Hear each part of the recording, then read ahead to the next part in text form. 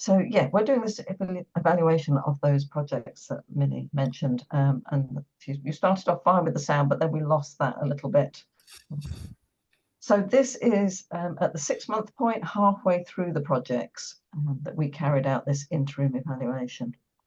So the presentation, I'm just going to tell you a little bit about our team, something about the aims and the methods that we used in the evaluation, and then just give you a very brief summary of our findings and the recommendations that we made from those initial findings, and then where you can find the evaluation itself and some contact details if you'd like to get in touch with us and work with us. And then at the end, we've got that opportunity to ask questions.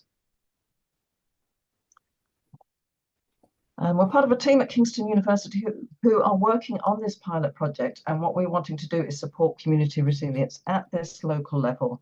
And so we've been working with stakeholders in the voluntary and community sector and within emergency planning, so that we can find really practical solutions, do the research that people need and are looking for. And the evaluation is informing this work, and it's really interesting to see how these projects are changing things within those communities. This is the team, and we're all based at Kingston University, and we're coming at this from slightly different perspectives. So my interests are around community construction and community resilience, particularly in relation to emergencies. Hilda's interests are around food and food insecurity and how that links into belonging and identity. Navenna comes at this from issues around migration and identity and belonging. Ellie is a PhD student working on community participation in the Bahamas, and Emma has been looking at recovery in relation to different castes and women after the Gorga earthquake in Nepal. So in terms of the evaluation, Minnie mentioned those Community Resilience Fund projects, fairly modest amounts of funding in order to enable the local infrastructure organisations to work with their emergency planning teams and develop those links that are so important in order for them to kind of understand one another's roles and to work together effectively. So each of the projects chose some selected goals, and then in terms of the evaluation, we wanted to kind of understand, how were they able to meet those aims, and what were the barriers to that, what enabled that. Look at the contextual factors in each of the different boroughs that shaped their approaches and shaped their successes, and identify anything that was really effective in terms of particular practices or approaches. In terms of our methods, we took a qualitative approach. We had 11 reports handed in, filled in by the 11 different boroughs in the first round of projects. So we're looking at the initial round with 11 boroughs. And we carried out 6 interviews with the project leads within the local infrastructure organisations. So in this first round, it's largely from their perspective, but in the second round, then we're going to talk to the emergency planners as well and get their perspective on how the project's developed. So these are the outcomes selected by the projects, and they selected 2 or more of these. So they're looking at increasing their community preparedness for emergencies. They're looking at improving those relationships between the voluntary and community sector and those statutory agencies, trying to improve communication channels, so that can be used in responding to emergencies, and using data and insight into community preparedness. So going into the findings, I'm looking at, on this slide, issues around funding, what was learnt, and how relationships were developed. And as was mentioned previously, time is really pressured. And so this funding, even though it was a fairly small amount of funding, allowed those people working in the local infrastructure organisations to set aside some time so that they could focus on community resilience, so that they could attend meetings with the borough resilience forums. And that then allowed them to start developing those relationships through that time commitment that they could give to it. This project allowed them an opportunity to learn lessons from previous emergencies that they had been involved in. So, they'd all been through the pandemic. Some of them had dealt with fires, some of them with floods, some of them had influxes of refugees, or they'd had large-scale evacuations. And so having this sort of time that they could set aside, they could really stop and think about what they had learned from those previous situations and how they could develop that. And one of the key findings to come out of this was that the improved relationships that they were able to develop with the Borough Resilience Forum members, particularly with their local authority emergency planning teams, that was what underpinned everything else that they had gained through the projects. Those relationships were absolutely central to everything else. And as part of that was that development of trust. You need that time, you need that repeated opportunity to meet and work with people to try and develop trust. And of course, that goes both ways. The emergency planning team need to get to know and trust the people working in the local infrastructure organisations, and through them, the community members. And the local infrastructure organisations need to get to know and trust the emergency planners.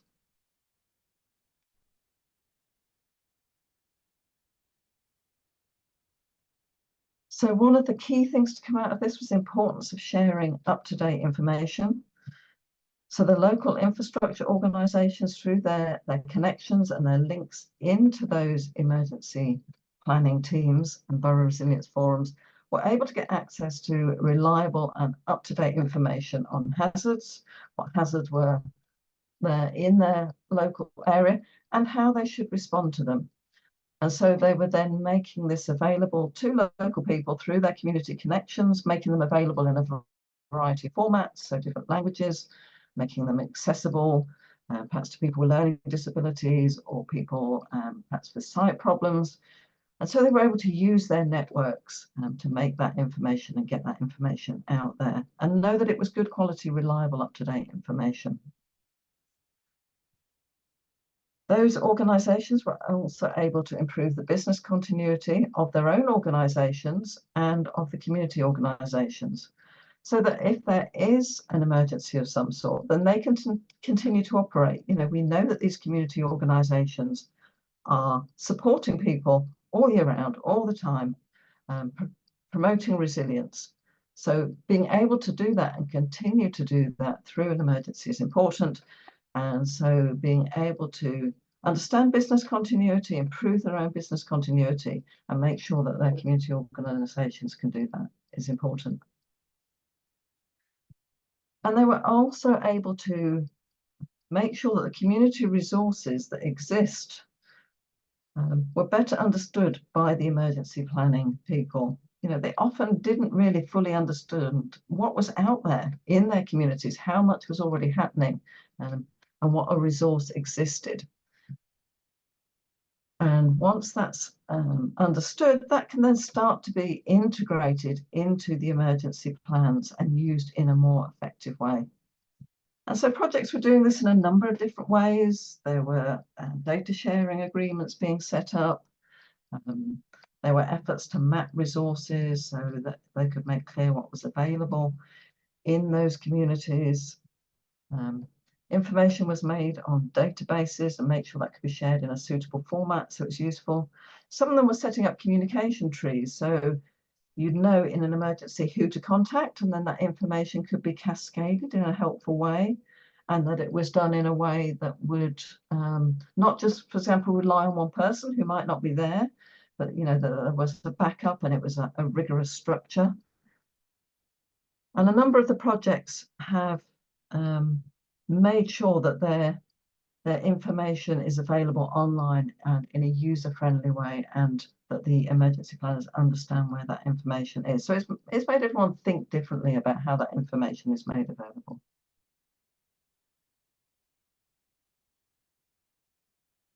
Now, one of the things that is sort of better understood by the emergency planning side of things is volunteers and volunteering and getting access to volunteers. And the pandemic really highlighted the importance of volunteers and what could be done. And it was quite often a turning point in relationships for the voluntary and community sector and these local infrastructure organisations, they were kind of fully appreciated for the first time, got more linked in quite often with the emergency planning teams in their area. And some of the projects were actually using emergency volunteers and creating emergency volunteers as part of that project time. One of the issues around this is making sure you've got suitable checks and safeguarding measures in place. This is quite time consuming, and it's something that's of a concern to both the emergency planners and to the local infrastructure organisations. But those that were doing this had found different ways of tackling this issue. They didn't approach it in the same way. Some had a tiered system where different levels of volunteers had different needs around safeguarding. Some made sure that volunteers were always supervised. One thing that we found when thinking about this from both perspectives, because the local infrastructure organisations are supporting vulnerable people through their work with the local organisations, they tend to see community resilience timescales through a much longer term perspective. They're doing this day in, day out. They're looking at different issues and they're looking at different timescales. Whereas the emergency planners, they have to focus on those crises. They have, definitions around what constitutes a crisis. So they're looking at those bigger events. They're looking at floods, pandemics, fires, those types of things. So, there can initially be a bit of a mismatch there, but through engagement and talking, then that can be something that, better understanding is made. So in terms of the recommendations, we have some recommendations for the next round of projects coming up. And one of the things that came out was the need to plan early and allow plenty of time to set up meetings. As somebody said earlier, this is a very pressured environment. Everybody is busy. And because those resources are stretched and everybody's time is limited, you have to be persistent. Start early, be persistent, keep trying. You'll get there eventually and make those meetings work. Meeting regularly is important to try and develop those relationships and develop that trust, because it takes a long time. Try not to duplicate work because everybody's busy. So try and use existing platforms, be creative, think about how you can develop those. For the communities and the local infrastructure organisations, they need to recognise that emergency management is really complex and it will take them time to understand that at all the different levels. They need to consider if their own organisation and their community organisations are resilient so they can keep on supporting their communities. And they needed to allow time to attend all of the supporting workshops that were provided for these projects. In terms of the initial recommendations for promoting these partnerships in the longer term, funding was really important for these infrastructure organisations, and yet funding their own time was really difficult because funders didn't really understand what they did. It wasn't seen as a big sexy thing. The outcomes weren't obvious, and yet they enabled everything else. Small amounts of funding here would make a big difference. We've got to think about how all the gains the projects are making won't just fade away. So what additional funding can be provided? We need to make sure that the borough resilience forums invite their local infrastructure organisation representatives, but also recognise what their contribution can be. Don't just invite them and forget them. Initially, the different partners knew very little about each other's roles. So, can we provide something in an easy to read format that's concise and engaging, that will speed up that process of understanding for each other? Local infrastructure organisations, it was found to be very helpful to involve them in multi-agency exercises, but you've got to understand the full role that they can play, and don't just think, oh, they can be volunteers and pretend to be injured people. Recognise the proper role that they can play. And we know that these local infrastructure organisations can provide a really effective route to access the voluntary and community sector. But if we only rely on them, we've got to think about who might be left out in this process. They will not be reaching everybody. The evaluation report is available online. It's quite long. but we've structured it so that you can dip in and out, and you can see in the contents list, it's very broken down.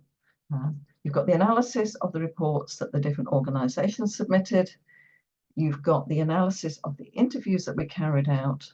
And then there's also a section that goes project by project and gives you a little bit more detail about them and their borough if you want to dip into individual projects. And then you've got a summary and the recommendations if you just want a really short overview. So we've tried to make it useful for everybody. Just to finish, we really want people to get involved. So there's going to be a poll, so if you can fill that in, that would be really helpful, and I'll look at the results of that later.